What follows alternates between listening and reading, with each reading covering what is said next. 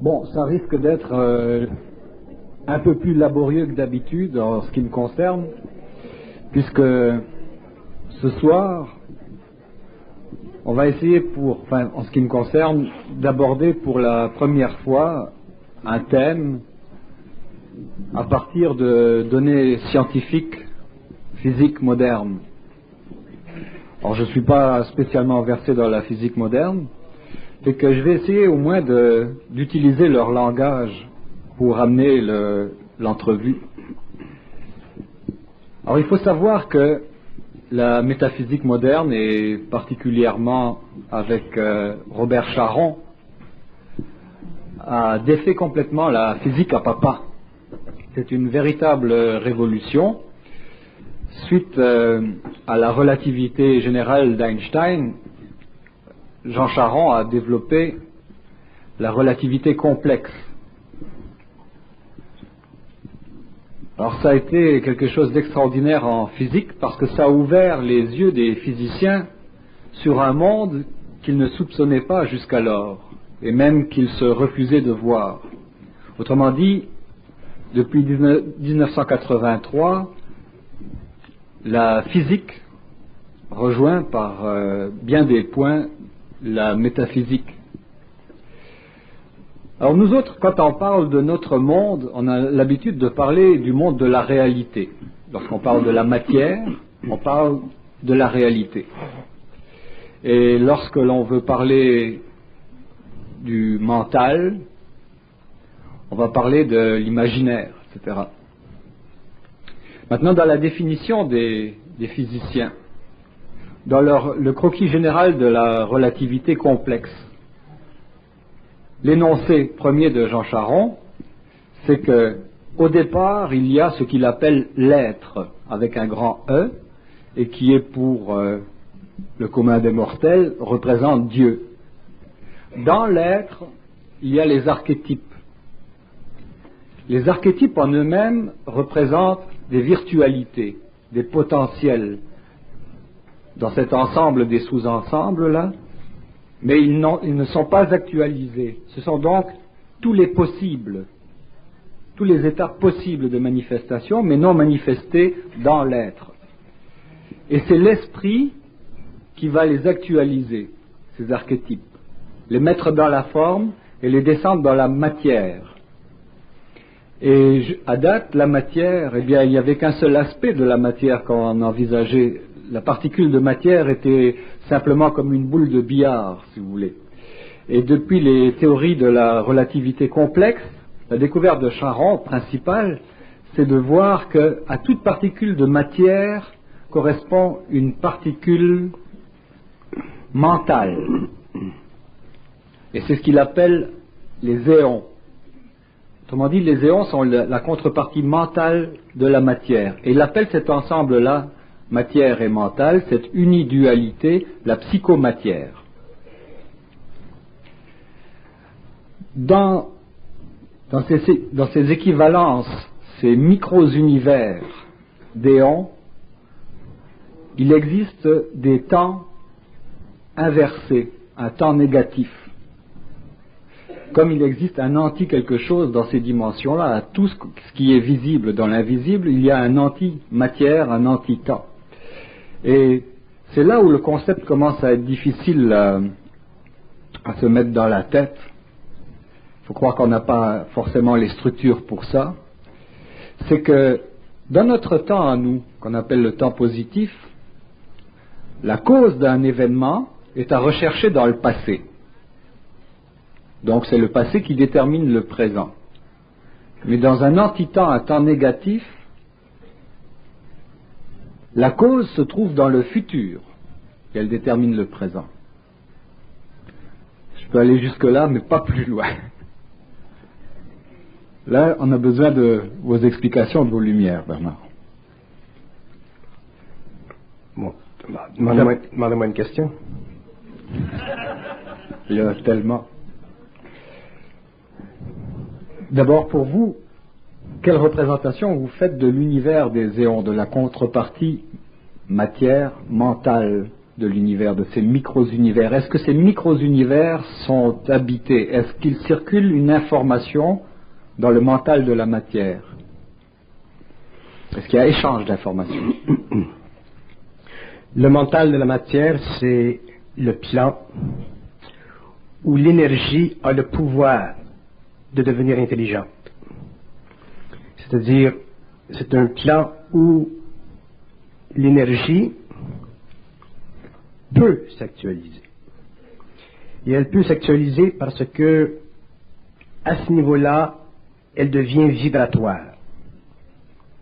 L'énergie, quand elle devient vibratoire, elle pulse. Elle devient rayonnante. Quand l'énergie devient rayonnante, pulsative, il y a existence cosmique. Dans le concept des éons, dans le concept de l'anti-temps ou du temps négatif, vous avez une énergie qui prend naissance, mais simplement sur un plan pulsatoire. Elle ne prend pas naissance dans la forme. C'est pour ça que nous pouvons dire, comme Charon dit, qu'elle fait partie du plan mental de l'énergie. Le plan mental de l'énergie, c'est un plan qui permet à l'énergie de naître dans son dynamisme exécutoire. Les éons représentent pour l'homme, ou représenteront pour l'homme, la valeur d'un temps positif quand l'homme aura accès à l'éthérique. L'éthérique, c'est la contrepartie matérielle du temps mental vécu par un homme conscient.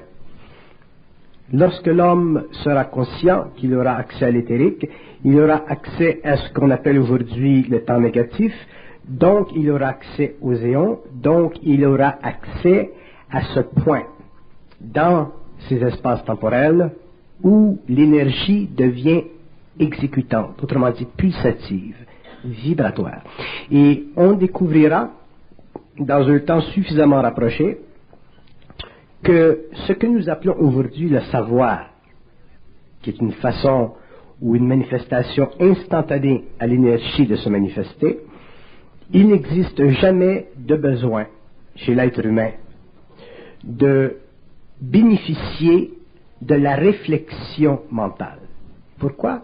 Parce que l'être humain qui sera dans le savoir, qui sera dans cette pulsation, sera au-delà de l'archétype. Donc, il sera au-delà de la forme.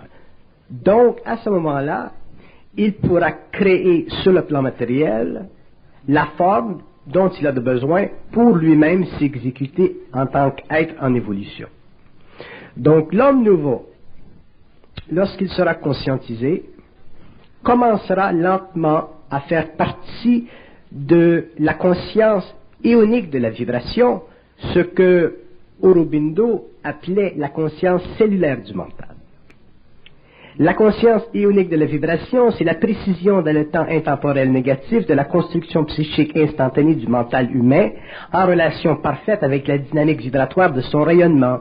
C'est-à-dire que l'homme, une fois qu'il sera parfaitement organisé dans le mental, à partir du moment où il sera en dehors de la mémoire, donc à partir du moment où il n'aura plus besoin de l'archétype pour faire référence cosmique ou planétaire à la construction de la forme, sera capable de bénéficier du mouvement instantané de l'énergie, autrement dit de sa pulsation, de son rayonnement. Donc l'homme aura effectivement accès au plan mental, c'est-à-dire aux éons qui constituent la puissance vibratoire de l'énergie dans sa modulation pulsative.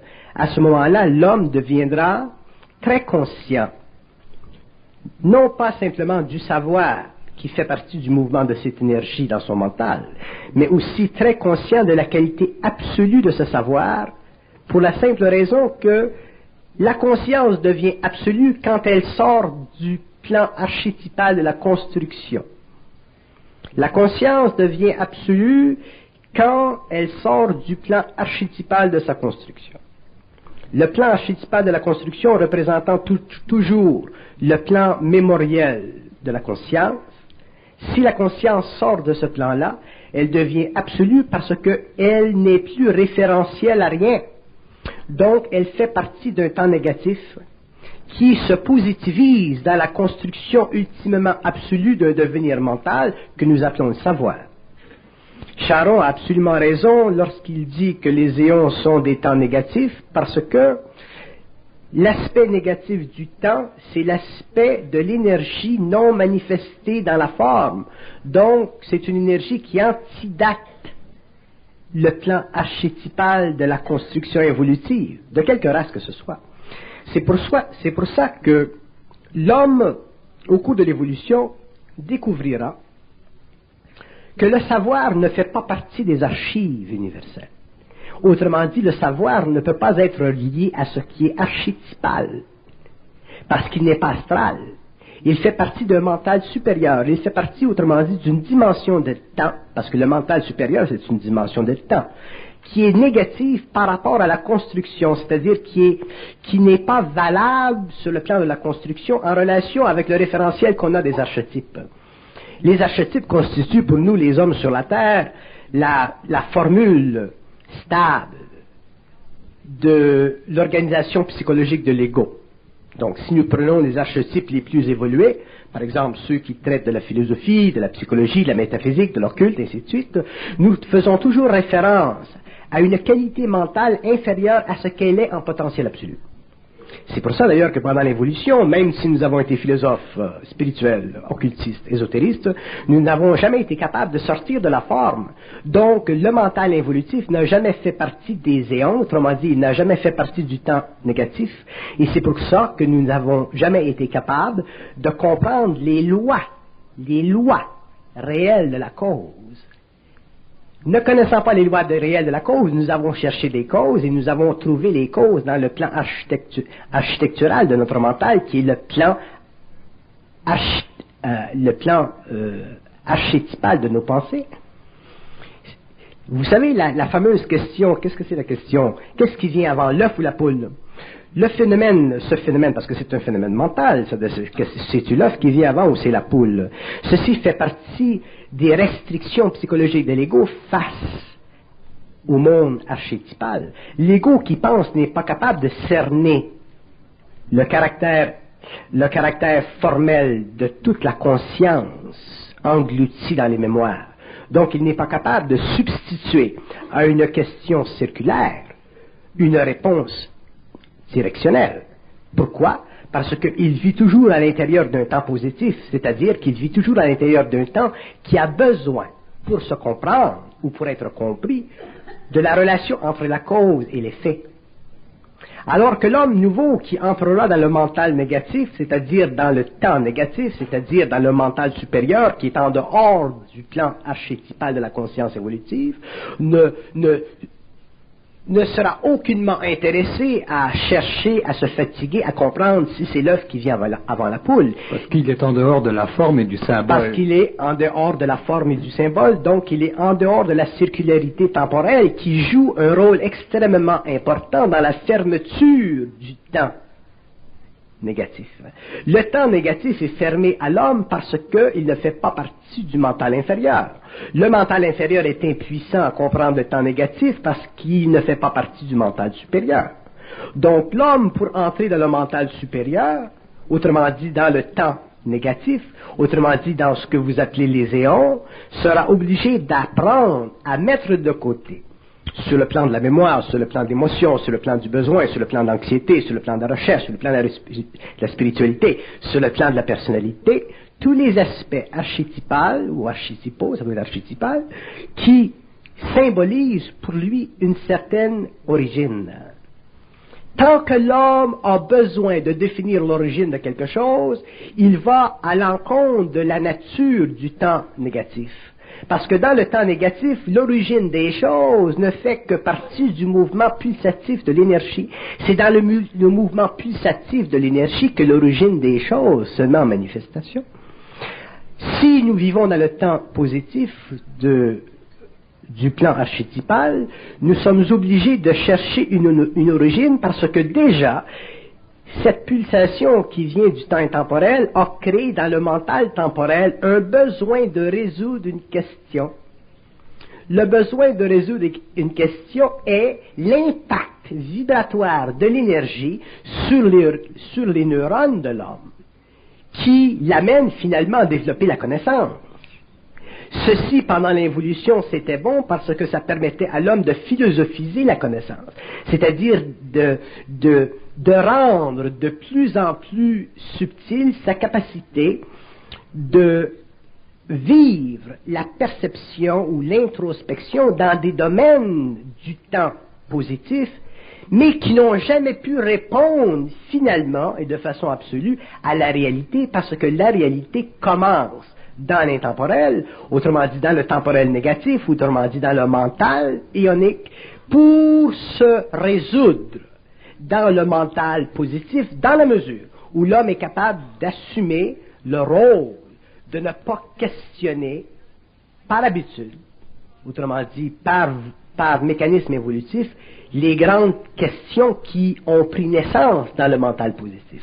C'est pour ça que l'homme qui prendra conscience, l'homme d'abord qui prendra conscience du mental, l'homme qui prendra conscience du phénomène de la pensée, l'homme qui prendra ensuite conscience du phénomène objectif de la pensée, l'homme qui en arrivera à la communication mentale, autrement dit qui ne pensera plus mais qui sera en communication mentale, et l'homme qui en arrivera à ne plus vivre du besoin de la communication mentale, réalisera que le phénomène ou la phénoménologie de la pensée est de l'ordre de Léon, ou elle est de l'ordre du temporel négatif, lorsque lui, émotivement parlant, c'est-à-dire humainement parlant ou évolutivement parlant, se décroche du besoin émotif d'aller chercher les réponses dans un temps positif qui coïncide avec le besoin de la connaissance.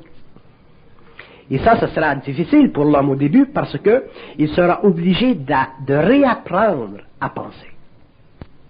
Et c'est au cours de cette révolution dans le mental humain que nous découvrirons que le temps négatif est effectivement la source de tout mouvement dans l'univers.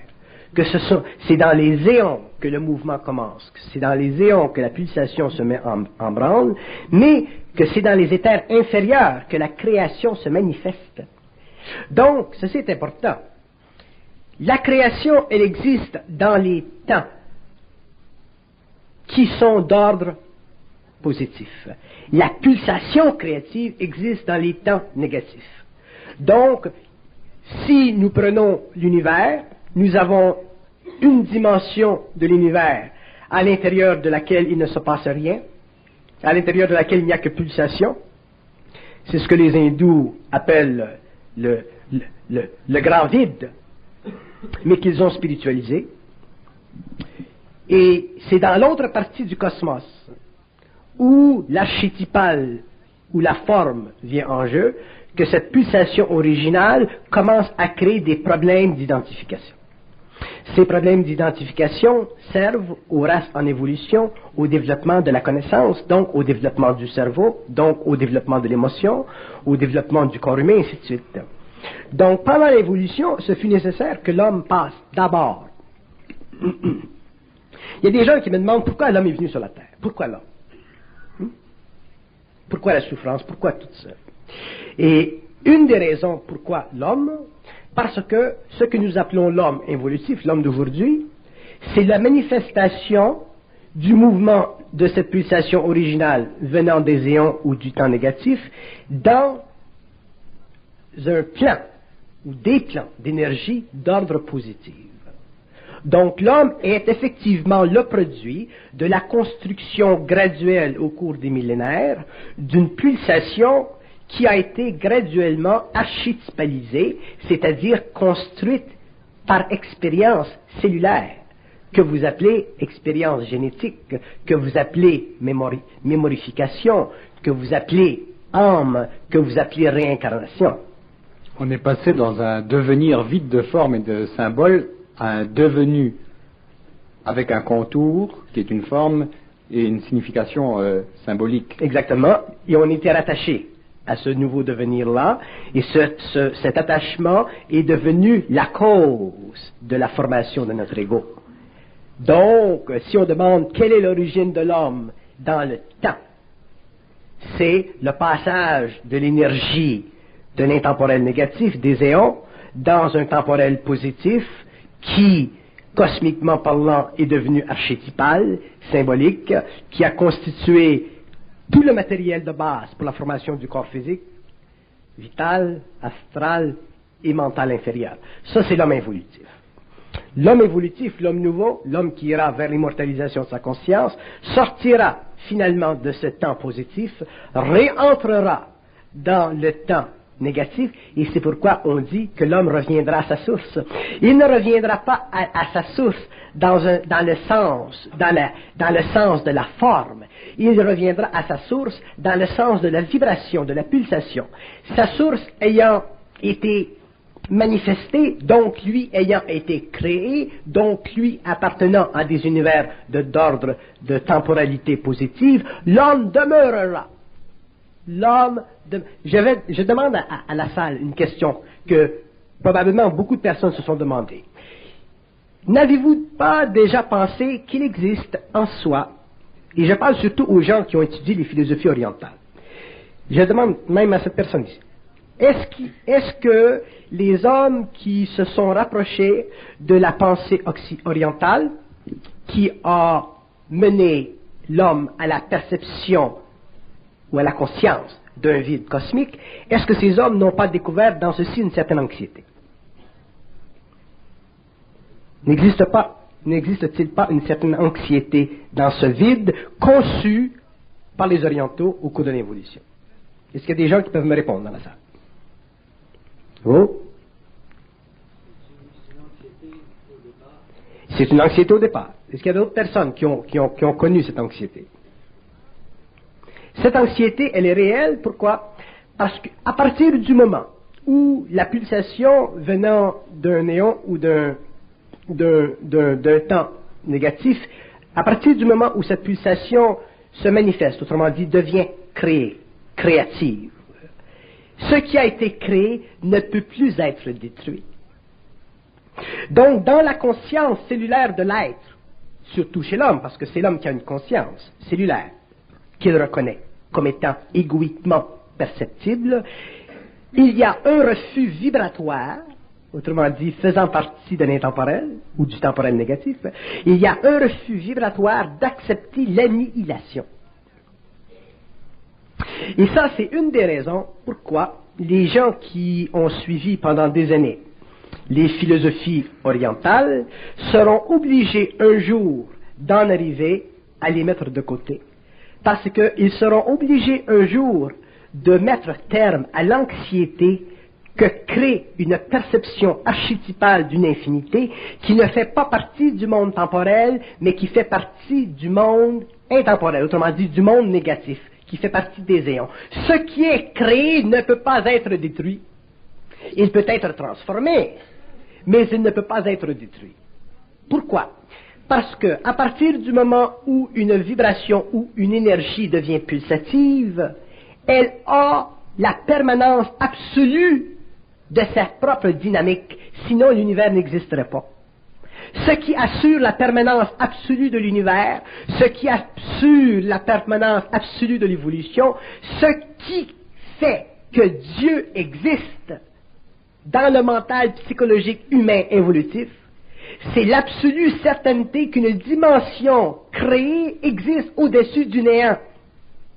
Vous comprenez? Et c'est ça qui sécurise l'homme. Donc l'homme, pendant l'évolution, a bien fait. Il ne pouvait pas faire autrement, il avait les mécanismes pour, parce qu'il était archétypal.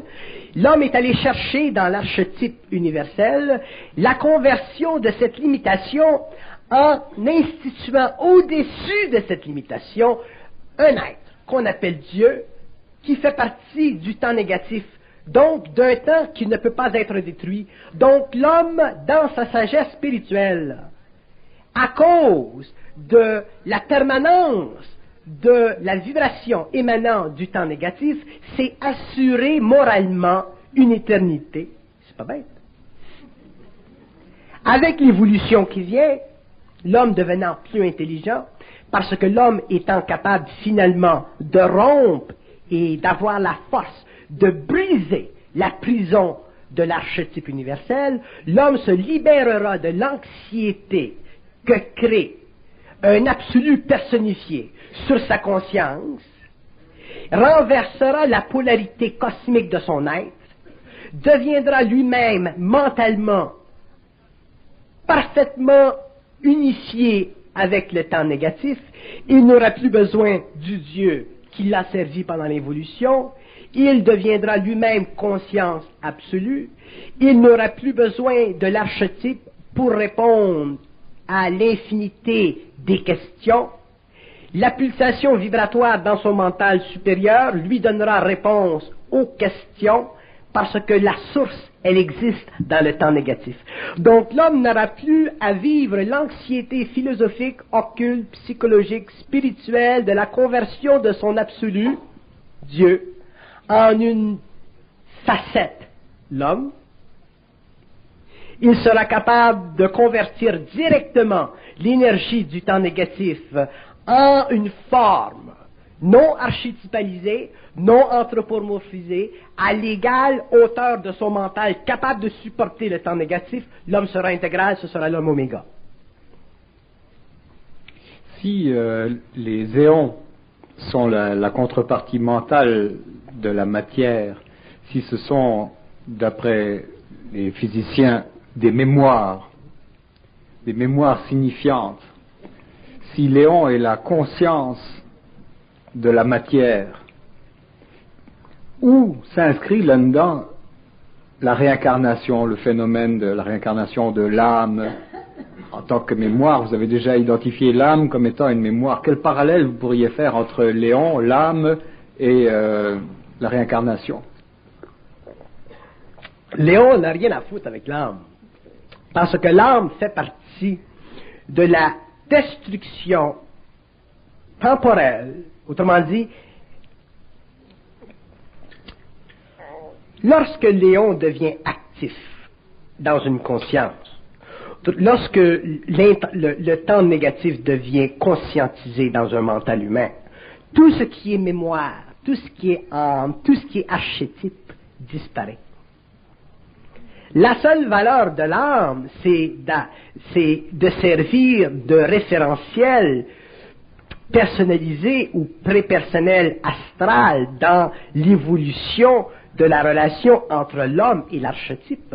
La seule raison pour laquelle le concept de l'âme, le concept de la réincarnation, le phénomène de la réincarnation existe, c'est parce qu'il existe dans l'homme un besoin archétypal de ne pas laisser le vide absolu, qui est le temporel négatif, prendre conscience dans la matière. L'âme est anti-homme, mais elle est pro-égo. L'âme, elle est pro-personnalité, mais elle est anti-personne. L'âme, elle est pro-évolution, elle est anti-évolution.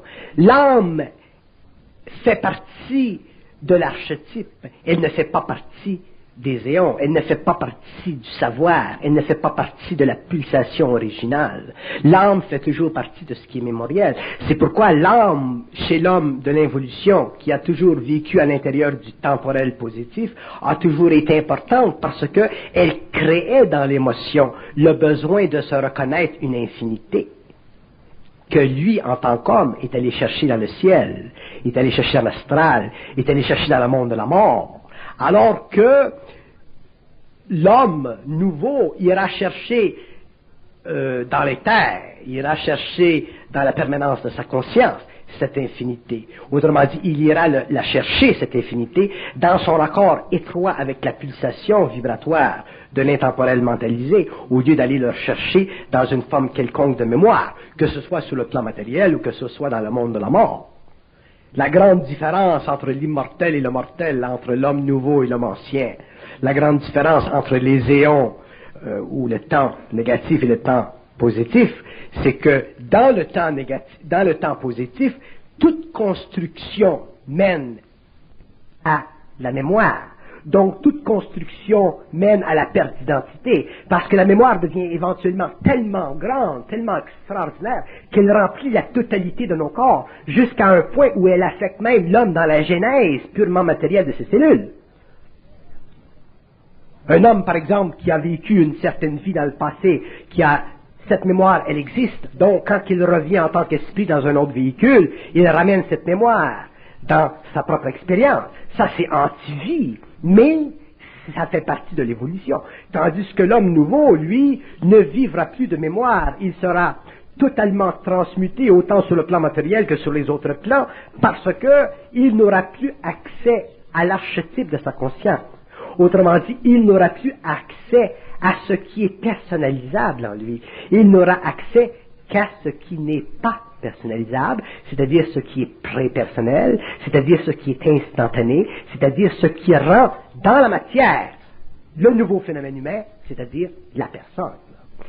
On parlera demain de la personne de l'homme, de la personne humaine. On ne parlera plus de la personnalité humaine. Parce que l'homme ne pourra plus vivre en fonction de la symbologie de son psychisme, il ne pourra plus vivre en fonction de l'émotivité que créent consciemment ou inconsciemment les archétypes. Pourquoi? Parce qu'il sera dans un temps mental qui fera partie de la conscience ionique, c'est-à-dire du grand vide cosmique où le rayonnement ou la pulsation de l'énergie est elle-même absolue. Donc l'homme sera libre. Donc il deviendra oméga, c'est-à-dire qu'il aura la capacité de reconnaître le point final de l'évolution, et en connaissant le point final de l'évolution, il connaîtra le point original de l'évolution. Mais ce point final, l'alpha et l'oméga, se situe où? Est-ce qu'il se situe face au temps négatif ou est-ce qu'il se situe face au temps positif? Il se situe face au temps positif. C'est pour ça que l'homme nouveau aura les réponses à tout ce qui concerne l'organisation interne du monde évolutif qui se rapproche ou qui se rapporte directement à la mémoire de l'homme personnel ou à la mémoire de la race ou à la mémoire cosmique des entités totales en évolution, le monde de la mort, ce qui, dans une totalité, représente l'archétype universel de l'homme. Il sera libre de ceci. C'est pour ça qu'il sera libre réellement des questions qui mènent éventuellement à la circularité, autrement dit au piège de l'infinité. Est-ce qu'il vient le poulet ou l'œuf un avant? L'homme aura éliminé ceci. Si vous me demandez, moi, qu'est-ce qui vient avant, c'est le poulet ou l'œuf? Mais je vais vous dire, je ne suis pas intéressé à cette question. Cette question ne fait rien vibrer dans mon mémoriel, dans mon archétypal, ne fait rien vibrer dans mon alpha ou mon oméga, elle ne fait rien vibrer dans mon temporel positif. Mais si je regarde la question de l'œuf ou du poulet à partir du temporel négatif d'un mental supérieur, à ce moment-là, je réponds, c'est une perte d'énergie. Correct? Donc, à ce moment-là, je suis libre, je deviens libre de la question fondamentalement psychologique et essentiellement quoi? Essentiellement perte de temps. Emmerdatoire. Emmerdatoire. Bon. Il y a une autre découverte qui est faite au niveau de la relativité complexe. C'est la progression ou la mutation des règnes, le passage d'un règne à un autre, du règne minéral au règne végétal, animal, humain et ultra-humain. Eux autres appellent ça le règne ultra-humain. Peut-être qu'ils s'inspirent de Théard de Chardin, je pense que c'est proche comme définition. C'est conditionnel, cette mutation-là, le passage d'un règne à un autre, à la capacité de stocker, de recevoir de l'information, donc des mémoires signifiantes, accumulées, jusqu'à saturation. Lorsqu'il y a saturation de cette capacité d'englober de l'information, il y a mutation, il y a passage sur un autre règne, sur un autre plan. Bon, ça c'est une... Bon, je peux pas dire que c'est une erreur, parce que c'est simplement un manque de perception plus profonde. Ce n'est pas l'accumulation en saturation de la part d'un règne face à un autre qui crée la mutation. C'est le désordre que crée dans un règne supérieur un règne inférieur qui crée la mutation. La mutation est toujours le produit d'un besoin dans la nature de corriger, de raffiner. Donc, la plante absorbe le minéral. Elle absorbe le minéral, absorbe le minéral, absorbe le minéral. Donc, elle absorbe une vibration inférieure. Donc, quelque part dans le temps, elle sera obligée de raffiner son comportement face à cette absorption. Donc, il y aura mutation. L'animal absorbe la plante. même phénomène.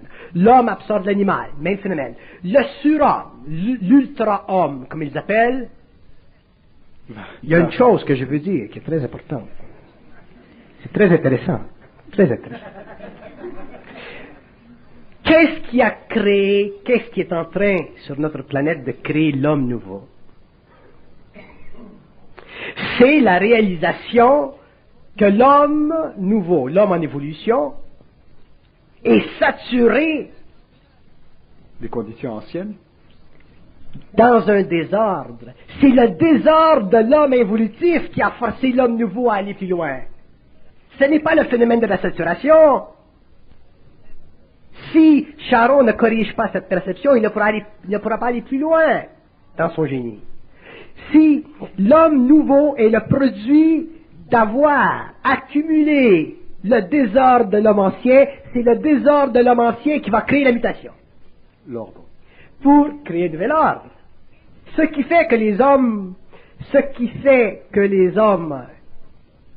n'oubliez pas que Charon c'est un physiciste, donc c'est un homme qui est très informé de ce que j'appelle la constitution psychologique de la connaissance. Donc il a en tant que scientifique le besoin de prendre ce qui est déjà dans le monde pour corriger ou pour élever une nouvelle structure. Ça, c'est une limitation, malgré son génie.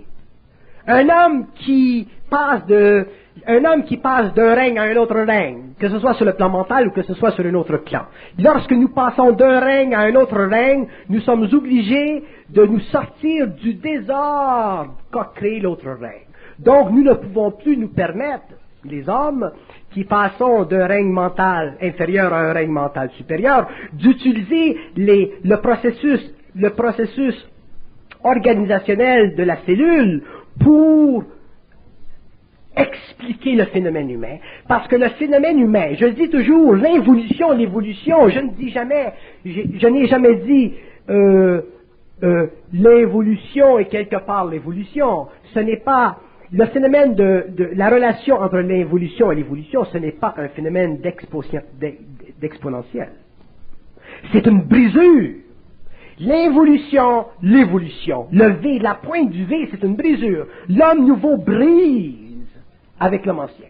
Pourquoi? Parce que le mémoriel de l'involution est arrivé à un point où il a totalement pollué l'homme.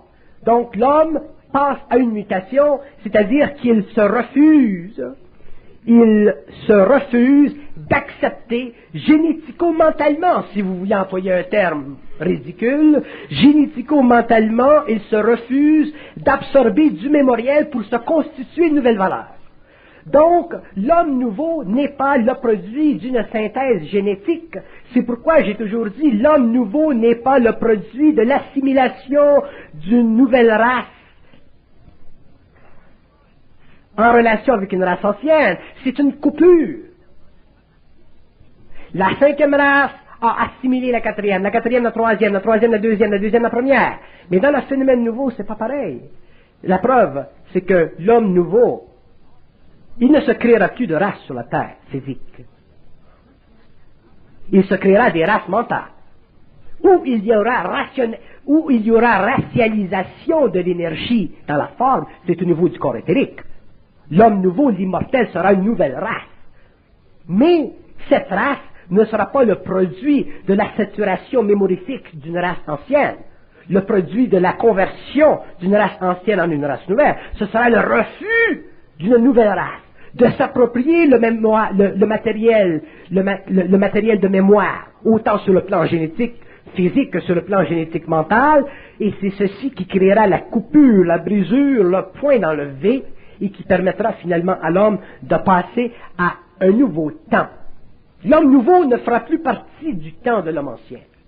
Donc on ne peut pas invoquer la directionnalité génétique de l'évolution autant sur un plan que sur un autre en ce qui concerne la manifestation dans le monde de cet ultra-homme. Parce que l'ultra-homme sera le produit de la synthèse de la pulsation vibratoire de l'énergie directement dans son mental. Il ne sera pas le produit de la réorganisation, de la reconnexion, de la transformation d'un matériel génétique mémoriel qu'on appelle globalement le matériel archétypal de l'humanité. Aucunement.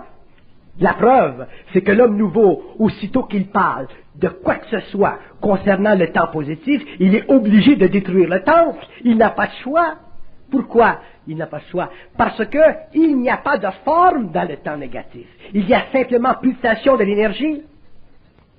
Tandis que dans la constatation psychologique directionnelle de Charon, en ce qui concerne l'évolution de l'homme de la 5e à la 6e, ou de l'homme ancien à l'homme nouveau, ou de l'homme qu'on a connu à cet ultra-homme, il y a une directionnalité, il y a une mutation, Et le mot mutation est dangereux parce que le mot mutation, si on ne le comprend pas dans un sens créatif, on le comprend dans un sens mécanique, c'est-à-dire que on se le donne en fonction de la compréhension des mécanismes génétiques de la construction future des véhicules d'expression. Et ce n'est pas le cas. Si jamais vous le rencontrez, vous lui demanderez, vous lui parlerez, vous lui direz ce que j'ai dit, et s'il veut me rencontrer à la maison, il viendra, je vais lui expliquer. Parce que c'est très important que cet homme comprenne la relation entre le dynamisme directionnel des forces génétiques qui construisent les véhicules de force et le dynamisme purement instantané des forces qui font partie de l'intemporel, qu'il a déjà touché au niveau de sa philosophie mentale, directement dans la matière, non pas pour créer une mutation, mais pour créer une diminution absolue du mémoriel dans la conscience cellulaire des véhicules en expression de futur. C'est ça que l'homme doit comprendre. Je dis que c'est intéressant. Pourquoi? Vous savez ce qui est intéressant? Ce qui est intéressant dans la vie de l'homme nouveau, c'est de constater les erreurs du mental évolutif philosophique entier. Donc, à partir du moment que l'homme nouveau est capable de vibrer dans l'instantané à la vibration, il accepte ce qui est dit ou il rejette ce qui est dit. L'homme nouveau n'a pas de position optimale. Il accepte ou il rejette. Donc, il va accepter ce qui coïncide avec le mouvement pulsatif de l'énergie dans le mental. Donc, il va être capable de créer instantanément un mécanisme refoulant le pouvoir de l'archétypal, autrement dit du temps temporel, du temporel positif, dans la constitution psychologique de son moi. Ceci le libère du besoin de transmuter une forme ancienne en une forme nouvelle, de passer d'un règne de passer de la mécanicité du règne animal au règne plantaire, au règne du règne minéral, au règne plantaire, au règne animal, au règne humain. L'homme d'aujourd'hui, l'être humain d'aujourd'hui, ne passe pas au règne de l'être ultra-homme. Il n'y a pas de mutation là. C'est un refus catégorique d'absorber le mémoriel de l'homme ancien qui fait le changement catégorique et absolu dans la conscience morontielle de l'homme. Ce n'est pas un phénomène de transmutation. Le concept de la transmutation fait partie de la science d'aujourd'hui. C'est un concept qui est très valable à l'intérieur de l'organisation et du développement des règnes inférieurs. Mais il ne fait pas partie de la constitution future du devenir oméga de l'homme parce que il ne fait pas partie de la réorganisation génétique du matériel mémoriel, tant sur le plan physique que sur les plans psychiques. Au contraire, c'est un refus absolu. C'est pour ça que je parle de la haine. Si je vais plus loin dans le concept de la haine. Qu'est-ce que c'est la haine? La haine, c'est le pouvoir de l'énergie pulsative originale de reprendre contact avec les vertus créatives de son devenir au cours des temps qui font partie de la création. C'est ça la haine. Un jour, l'homme découvrira qu'il ne peut pas aimer s'il ne connaît pas la haine cosmique. Parce que aimer, tel que l'homme aujourd'hui sur notre planète le conçoit, n'est pas une qualité psychique de l'être. C'est une qualité émotive, planétaire, de l'ego inconscient. L'homme demain, lorsqu'il sera conscient, lorsqu'il aura parfaitement intégré cette énergie pulsative dans sa conscience, il sera obligé d'apprendre à haïr l'archétypal pour comprendre les lois de l'amour, c'est-à-dire pour se refuser d'être englobé par toute forme de mémoire qui a servi à l'involution. C'est ça, l'évolution future de la conscience marginale créative de l'homme nouveau. Ce ne sera pas une haine psychologique. Ce sera une haine qui sera le produit de la rébellion, de la conscience nouvelle, autrement dit de la lumière, autrement dit de cette temporel négatif dans l'homme, de cette fusion dans l'homme, pour détruire ce qui a servi par le passé, afin de se construire un véhicule séraphique nouveau pour l'exploration des nouvelles dimensions futures. Est-ce que le stade oméga de la race est atteint au bout de la 7e race racine? Oui, le stade oméga de la race sera atteint au niveau de la 7e race racine, parce que la 7e race racine aura expérimenté suffisamment de chocs à tous les niveaux de son expérience pour transcender la mémoire archétypale de son temporel positif.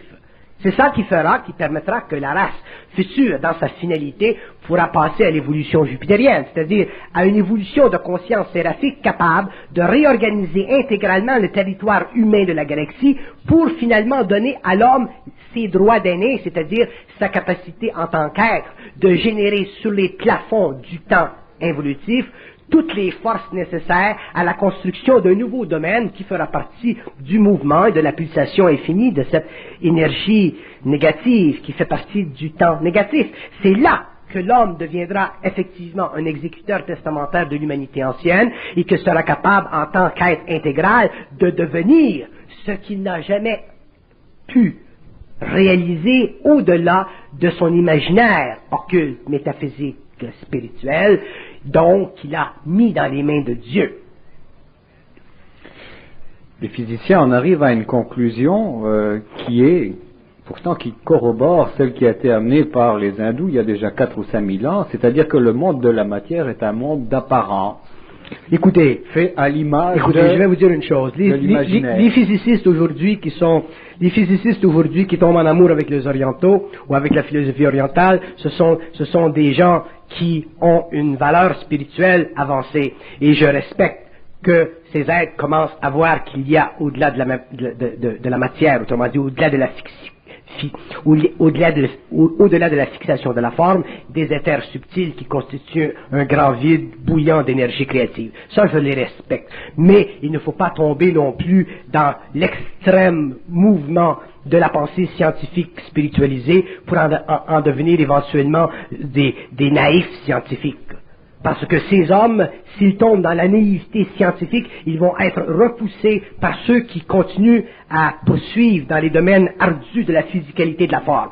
La science matérielle, telle qu'elle a été établie au 19e, 18e siècle, telle qu'elle a été finalisée depuis quelques années, c'est une science qui est extrêmement importante pour l'évolution de l'homme. Elle a des erreurs, il y a des failles dans cette science, mais ce n'est pas dans la science que les failles existent, c'est dans la conscience des hommes qui la manipulent, cette science, cette matière. Les physicists doivent continuer à persévérer dans la construction psychologique du mental supérieur pour contenir la forme qui éclaire la matière et qui leur donne de nouveaux horizons en ce qui concerne la dualité de la matière, c'est-à-dire son aspect esprit, son aspect densifié. Sinon, ils vont faire fausse route, ils vont devenir des gourous scientifiques, et à ce moment-là, la science va arrêter. Et je connais beaucoup de ces physicists qui commencent un peu là à perdre les pédales. Et éventuellement, ils perdent tellement les pédales qu'ils spiritualisent leur mental, la science telle qu'elle existe ne les intéresse plus, et là, ils commencent à voler comme des petits oiseaux. Un peu comme les et finir dans des ashrams.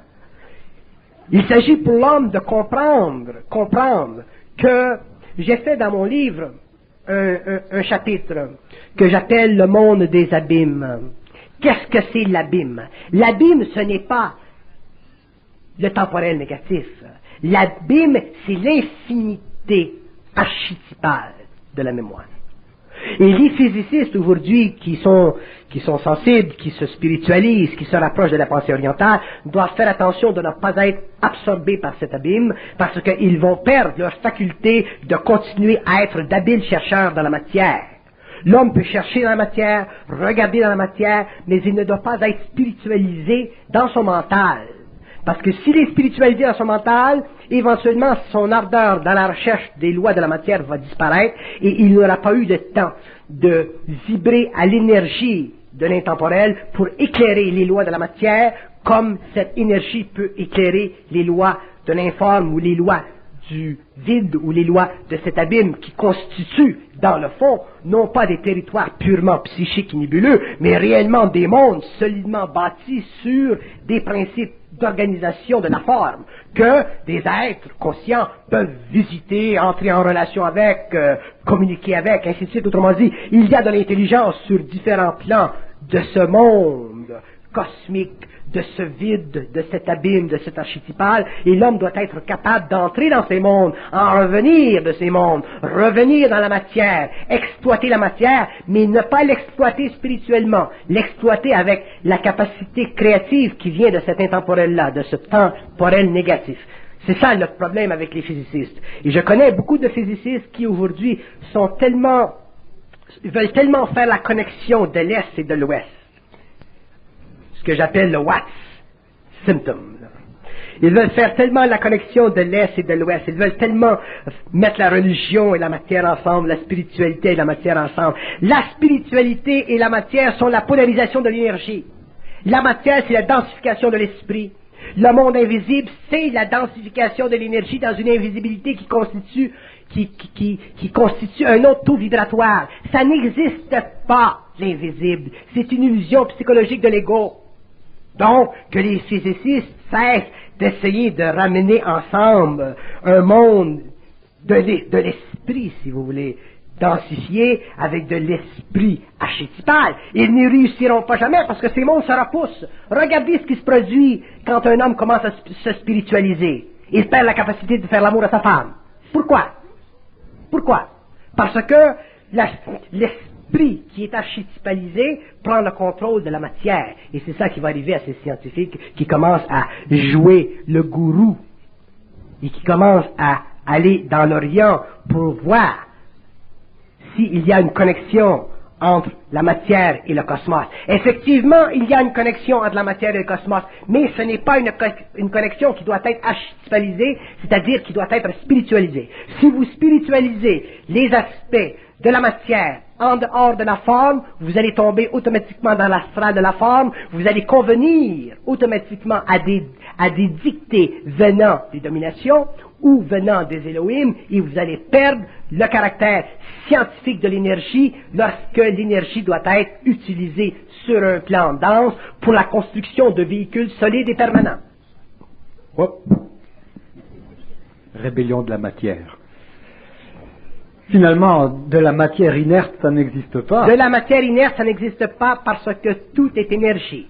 Donc, les scientifiques qui commencent à regarder au-delà de la cristallisation de la forme, qui entrent dans les aspects purement pulsatifs de l'énergie, qui entrent dans les aspects purement cosmiques de l'énergie, ont une vision qui vaut la peine d'être regardée, mais il ne faut pas que ce qu'ils voient conditionne leur ardeur scientifique. Parce que ils voient à travers l'œil spirituel de l'âme. Ils ne voient pas à travers le mouvement de l'énergie dans le temporel négatif directement sur un plan mental supérieur. Il est là le danger. Pourquoi croyez-vous? Je vais vous demander une question. À vos risques et périls. Pourquoi existe-t-il dans la vie le phénomène du génie? Qu'est-ce que c'est un génie? Pour moi, c'est quelqu'un qui a un corps mental aussi développé qu'un corps astral. C'est bien. Très bien. Très bien. Très bien. Un génie, c'est un homme qui n'a pas de permanence. Mais je viens d'interviewer André Moreau, c'est pour ça que je donne cette réponse. Pourquoi? Parce qu'il y a un corps mental qui est affecté par un corps astral. Il n'y a pas de permanence dans un génie. Quelque part dans le temps, il y a un hiatus dans le processus créatif. Quelque part dans le temps, il y a une absence d'absolu dans la conscience créative.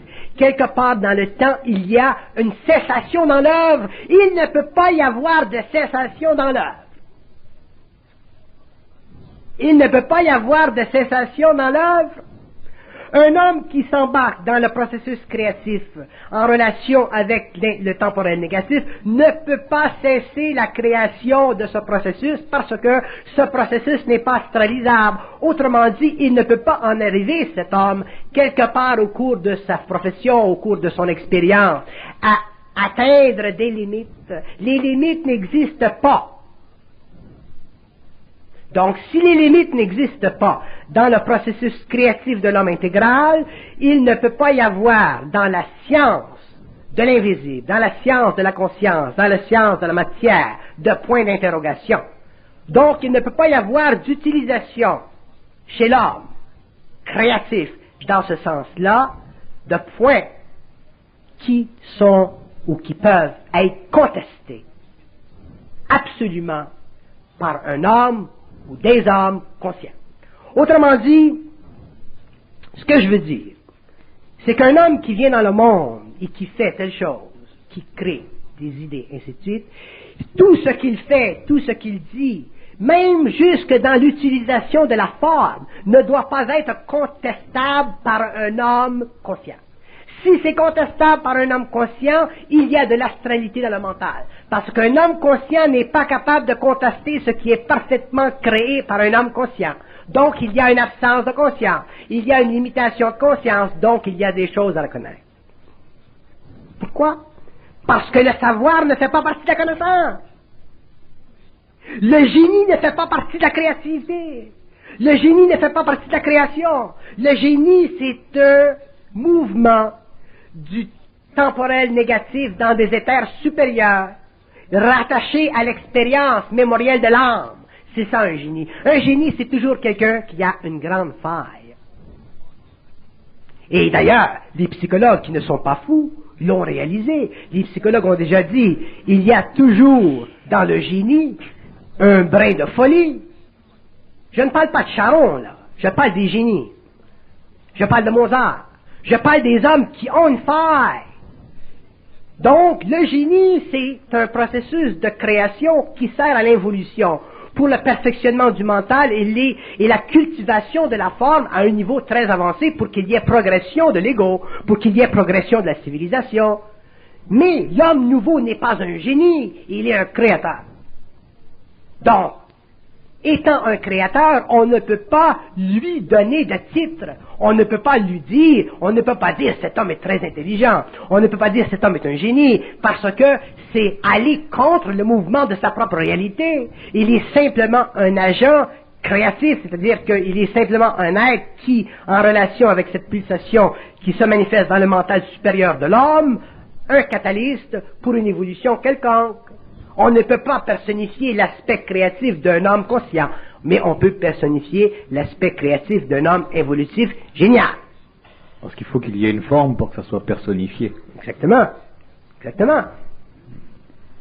Il ne peut pas y avoir de recherche dans la conscience créative, parce que la recherche fait partie du pouvoir de la mémoire, d'empêcher que l'énergie du temporel négatif soit instantanée. C'est ça la recherche. Savez-vous qu'est-ce que c'est de la recherche? C'est une perte de temps.